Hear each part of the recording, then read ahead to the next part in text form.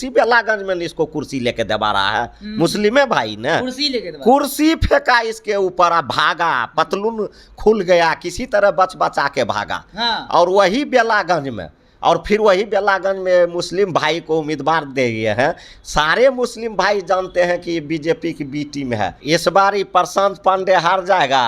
इसका जितना भाषण है सब खत्म होके फिर अपना नचनिया वाला काम शुरू कर देगा, साटा उटा पर फिर गाना बजाना शुरू कर। इस देश में अगर कोई नेता है दलित में परिवारवाद वाला तो वह जीतन राम मांझी जी हैं।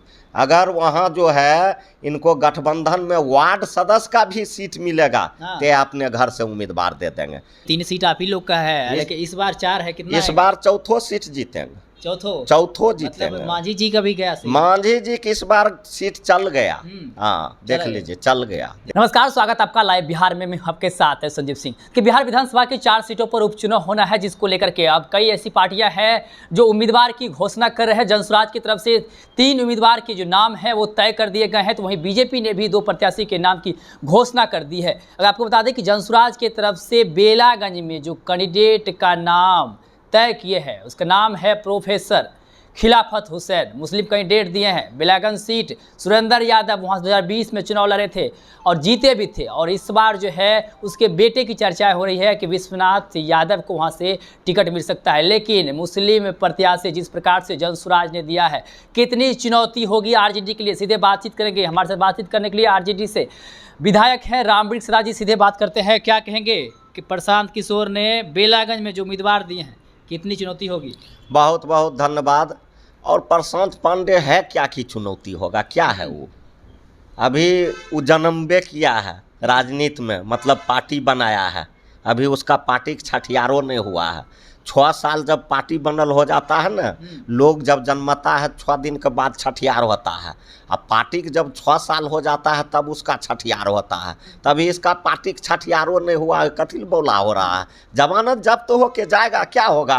मुस्लिम भाई, सारे भाई उसी बेलागंज में इसको कुर्सी लेके दबा रहा है। मुस्लिम है भाई ना, कुर्सी लेके दबा, कुर्सी फेंका इसके ऊपर, भागा, पतलून खुल गया, किसी तरह बच बचा के भागा। और वही बेलागंज में, और फिर वही बेलागंज में मुस्लिम भाई को उम्मीदवार दे दिए हैं। सारे मुस्लिम भाई जानते हैं कि बीजेपी की बी टीम है, ये दंगा करवाने वाले के साथ में है। तो मुस्लिम भाई जान रहे हैं, कैंडिडेट बना दिया, उससे कुछ होने वाला नहीं। प्रशांत तो जिस दिन पार्टी बनाया उसी दिन करते, 25 में ताकत दिखाएंगे, 24 में बोले तो 24 में 4 सीट पर चुनाव हो रहा है, इसी में दिखा देते दम। लालू यादव, नीतीश कुमार दोनों की दुकानें बंद करवा देंगे। इस बार ये प्रशांत पांडे हार जाएगा। इसका जितना भाषण है सब खत्म होके फिर अपना नचनिया वाला काम शुरू कर देगा, साटा उटा पर फिर गाना बजाना शुरू कर देगा। बीजेपी ने भी 2 सीट पर अपने उम्मीदवार के नाम घोषणा कर, लेकिन जीतन राम मांझी के जो खाते में 1 सीट इमामगंज है, वहाँ पर जो जीतन राम मांझी की बहू है दीपा मांझी, उसकी चर्चा हो रही है कि दीपा मांझी को फील्ड में उतारेंगे जीतन राम मांझी। क्या कहेंगे? यह बात आपको जीतन राम मांझी जी से उनके बेटा से पूछना चाहिए, जो बहुत बड़ा हम लोगों के नेता आदरणीय बाबू लालू प्रसाद यादव जी पर बहुत बड़ा आरोप लगाते हैं परिवारवाद के। इस देश के हम बात करते हैं, इस देश में अगर कोई नेता है दलित में परिवारवाद वाला तो वह जीतन राम मांझी जी हैं।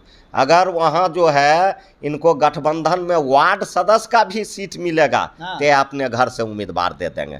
और जबकि गया में 5 लाख मुसहर है, क्या 5 लाख हमारे मुसहर भाई में कोई पढ़ा लिखा नहीं है, किसी में टैलेंट नहीं है, किसी में क्षमता नहीं है, सब कुछ इन्हीं के पास है। तो इसलिए यह बात हमारे जो उस क्षेत्र के मांझी भाई है उनको सोचना पड़ेगा। और यह हम लोगों का वह सीट बनता है, सबसे ज़्यादा वह मांझी है, यह सीट हम लोगों का बनता है। अगर यह अपने घर से उम्मीदवार दिया है तो हम लोग भी अपने नेता आदरणीय बाबू लालू प्रसाद यादव जी से और बाबू तेजस्वी यादव जी से बात करेंगे कि आप वहाँ मुसहर उम्मीदवार दीजिए, जीत आपका निश्चित। लेकिन ये कहा जा रहा है कि आप परिवारवाद को लेकर आपने कहा जीतन राम मांझी को का जिक्र किया, लेकिन कहा जा रहा है कि जगदानंद सिंह के जो बेटे हैं अजीत सिंह, उसकी भी चर्चाएं हो रही है। जहाँ से चुनाव लड़े थे सुधाकर सिंह, जहाँ से जीते हुए थे रामगढ़ से, वहाँ से अजीत सिंह चुनाव लड़ सकते हैं। तो वही विश्वनाथ यादव की चर्चा हो रही है कि बेलागंज सीट से विश्वनाथ यादव, तो कहीं ना कहीं अब सुरेंद्र यादव के बेटे हैं विश्वनाथ यादव, सुधाकर सिंह के बेटे हैं अजीत सिंह। तो परिवारवाद तो अभी आप लोगों में भी तो ही है। देखिए, आप परिवारवाद की बात करते हैं, परिवारवाद कहीं से भी कोई भी दल हो, सभी दल में परिवारवाद है। अभी आप झारखंड चल जाइए, झारखंड में जितना भी टिकट मिला है देख लीजिए, बीजेपी का सब रिश्तेदार है, सब उसका बेटा है, सगा है, संबंधी है, तो कहाँ परिवारवाद ने है।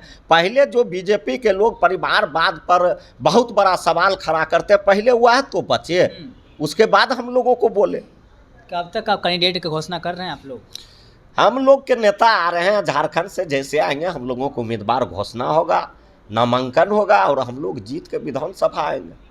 लेकिन बहुत लेट कर रहे हैं, देखते हैं सब लोग जारी कर दिया। हम लोगों का वह जमीन है, सरजमीन है, सारे लोग जानता है कि यह सीट महागठबंधन का है। देर से आएंगे दुरुस्त आएंगे, देर आएंगे दुरुस्त आएंगे। 3 सीट जीते हुए, 3 सीट आप ही लोग का है, लेकिन इस बार 4 है। कितना इस बार चौथो सीट जीतेंगे, चौथो जीतेंगे। मतलब मांझी जी का भी गया, मांझी जी की इस बार सीट चल गया।